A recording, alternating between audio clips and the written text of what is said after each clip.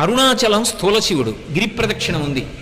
శ్రీకాళహస్తి స్థూల శివుడు, గిరి ప్రదక్షిణం చెయ్యొచ్చు.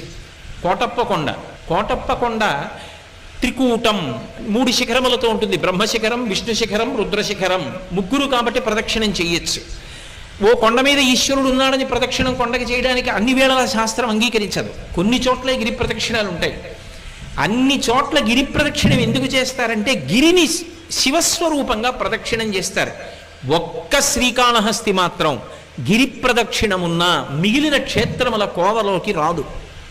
దీన్ని భాస్కర క్షేత్రం అంటారు. ఎందుకు భాస్కర క్షేత్రం అంటారో తెలుసా? మనందరం పితృదేవతలు ఉత్తీర్ణులు కావాలన్నా, దేవతానుగ్రహం కలగాలన్నా, లోకములు శాంతి పొందాలన్నా, గ్రహములు శాంతి పొందాలన్నా పరమ ప్రమాణంగా ఏ కాలాన్ని తీసుకుంటామంటే సూర్యుడు ఉత్తరాయణంలో ప్రవేశించినటువంటి కాలాన్ని